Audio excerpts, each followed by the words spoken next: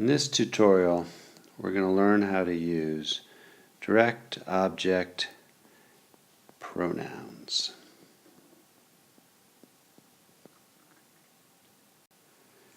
Yes, we have to figure out first, what is a direct object? Pronoun, as I wrote here, is a little word that you use to replace the direct object. Here's an example.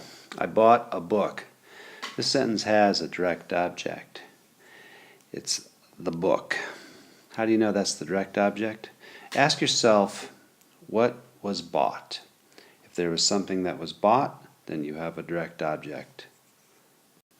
Here's another example. They saw us. Ask yourself, was something seen? If there was something seen, then you've got a direct object. Us would be the direct object. Why is this useful? You don't always have to repeat the word, the direct object. For example, if you're having a conversation, did you buy the book?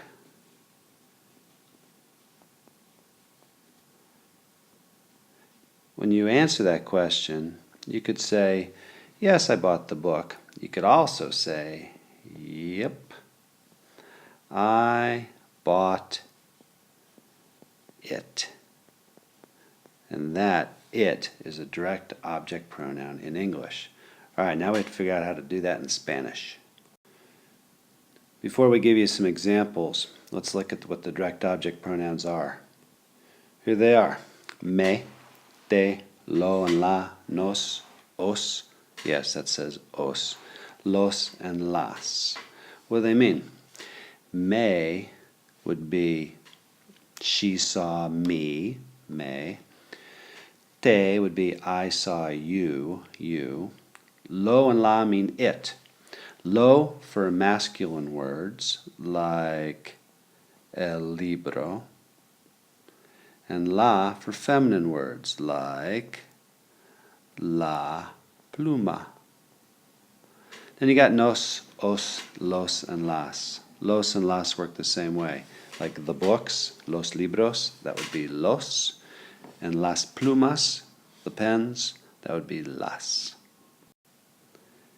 Oh, I should also remind you that lo and la can mean usted, you. Los, las can mean you guys. Let's take an example. I buy the book in Spanish. How do you say I buy? That's right. It's yo compro. How do you say the book? El libro. Can you use a direct object pronoun in this sentence?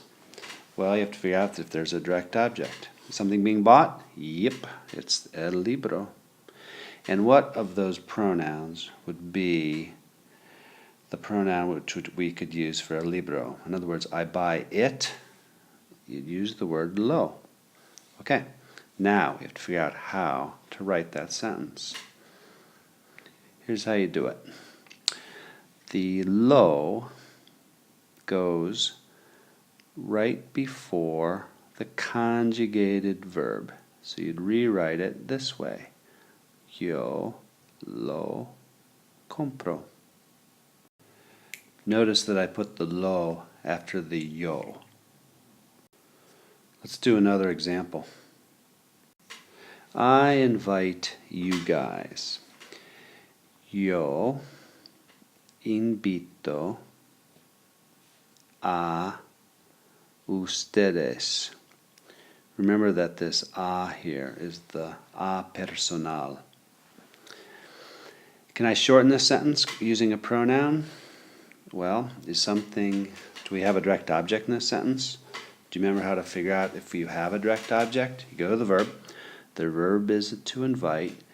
You ask yourself, is something being invited? Yeah, in this case, the answer is yes. You guys are being invited. Then you figure out, all right, what pronoun means you guys? You go back to that little chart, and as I said, you can use the pronoun los if it's a bunch of guys or a bunch of guys and girls. And if you guys are a bunch of girls, well, then I'd use las. Okay, how do I rewrite the sentence? Remember where los goes or las goes? Think about it for a second before I write the answer. I think you probably have it. Yo los invito.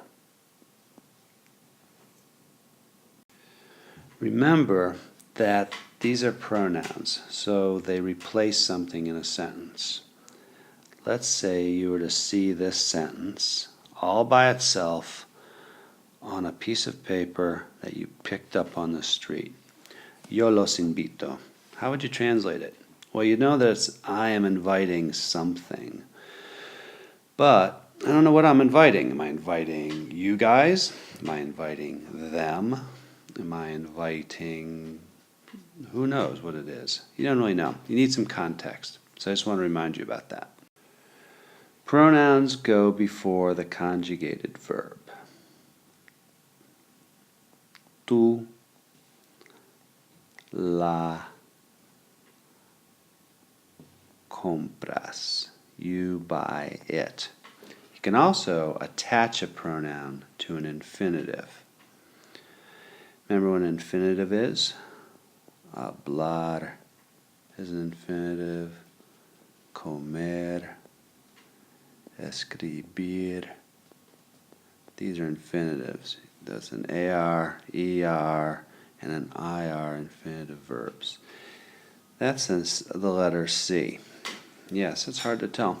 Okay, so you can also attach them. How do you say, for example, I am going to eat it? Yo voy a comerlo. That's one word. I attached it to the infinitive comer. I also could have written it this way. Yo lo voy a comer. I put the lo in front of the conjugated verb boy. That's your choice. They're both correct. This one's probably a little more common, but they're absolutely correct. All right, let's see if you know how to do this. Here are 3 examples. Leemos los libros. We read the books. Tienes que mirar la película. You have to watch the movie. And the last one, miramos a ellos. We're watching them. Okay, now, on a piece of paper, why don't you do the following thing. Underline the direct objects. Write down what pronoun would replace them, and then rewrite the sentence, putting the pronouns in the right places. Don't go to the next slide until you've done that, okay? Okay, take number 1. Leemos los libros. What are we reading? The books? Yep, we got a direct object, the books. What pronoun would replace los libros? It would be los. Now, how do we rewrite the sentence? Los leemos. Punto. That's it. What about the second one? Is there a direct object? Something being watched? Yes. La película. What pronoun? La. Rewrite it. La tienes que mirar. Yes, that's right. Some of you are saying, wait a second, you just said we could attach it to an infinitive. You can. Tienes, it's getting complicated here, que mirarla. Notice that is one big word. I attached the la. What's the last one? What are we watching? We're watching them. What pronoun short for them? Los. We write it as los miramos. Hope you got it right. Come see me in Extra Help if you didn't. Bye.